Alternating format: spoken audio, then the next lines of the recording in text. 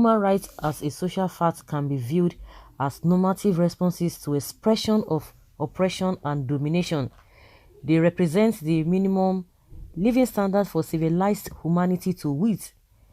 They are the morality of the depth rather than the morality of the height. They are won through struggles of the oppressed against their oppressors. Human rights remains a valid detention of self-expression. The congregation of multi-ethnic groups, tribes, and race into nationhood by a treaty influenced by colonial or imperial concepts is common in Africa, dates back to history, and traceable to the Berlin Conference of 1884. However, when nationhood fails, people recline to their tribes, and the tribe is a natural enemy of the state. The state, by its natural reaction or coercive tendencies, often strive to keep all ethnic divides in a nation together, but not in the absence of equity and justice. Where some tribes or ethnic groups are forced to be a union that has failed them in all ramifications, agitations will always become inevitable. By international law, a people can be by their majority resolve decide to secede from a nation to pursue their common aspiration, just like the people of Biafra in Nigeria are making frantic agitations to leave Nigeria to be on their own, with the belief that this movement holds a better promise for them. I must say that while their agitations are valid for whatever reasons they broach it from, it must be tailored within the bounds of laws and not violence of war. The last attempt to achieve the objectives under reference between 1967 to 1970 resulted in the loss of many lives. It is therefore not safe or practicable. If you like to continue in that line of action, when there are legal routes to achieve this objective, Biafra can be achieved through Article 19 and 20 of the Africa Charter of Human and People's Rights ratification and enforcement. Cap 10, Laws of the Federation of Nigeria 2004, which provides as follows: all people shall be equal, they shall enjoy the same respect and shall have the same rights. Nothing shall justify the domination of a people by the other. Article 20 says all people shall live right to existence. They shall have the unquestionable and inalienable rights to self-determination. They shall freely determine their political status and shall pursue their economic and social development according to the policy they have freely chosen. Subsection 2 says colonized or oppressed people shall have the right to free themselves from the bond of domination by resorting to any means recognized by the international community. With the aforementioned provisions of law, Biafra is achievable by undertaking procedures laid down by law without necessarily resorting to violence that will lead to casualties and the wanton destruction of lives and properties. My advocacy, therefore, is that if violence and or peaceful agitation could not grant Biafra its request in the past, it is time to change the approach. The laws earlier cited had been long domesticated and now form part of our laws, and so let the proponents of Biafra leverage on the law to clinch onto their collective aspiration and objectives.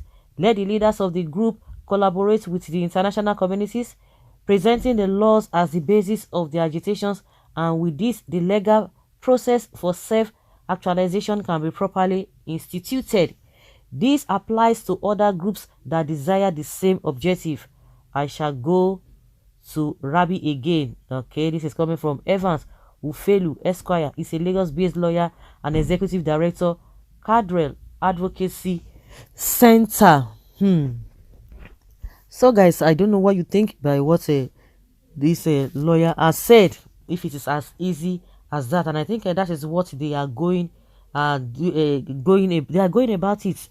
I don't think anything like violence and whatever. The only violence or the only thing that the Nigerian government is angry about Eastern Security Network, ESN, and IPOB the audacity, that is just what is causing this whole buhaha. The audacity they have to be doing what?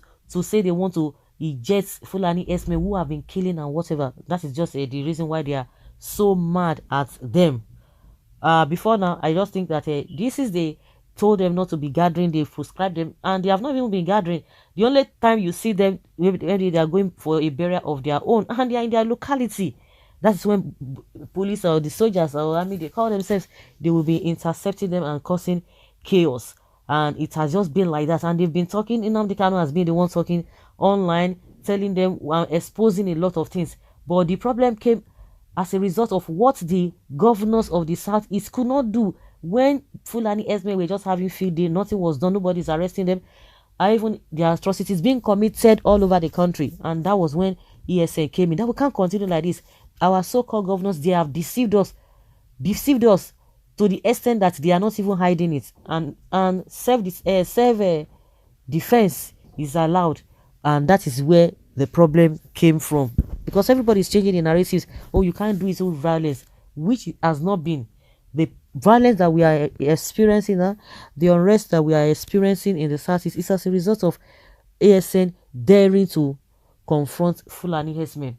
So every other paperwork, I'm sure they know how to go about it. Nigeria is a crime against humanity.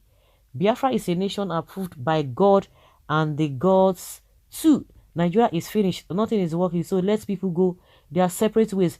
Peace and unity is not by force. Biafra nation is here. Oh, I can almost taste freedom. Biafra is valid if we can't be together. I think this is the best time for us to divide. You can't hate someone and still force him to unite with you. I am a northerner, but let the Igbos go and have their own nation. Let them have their own nation. Nation that is approved in heaven. Wild animals from the Sahel are trying to question God. Nothing can stop Biafra restoration. It's a divine mandate.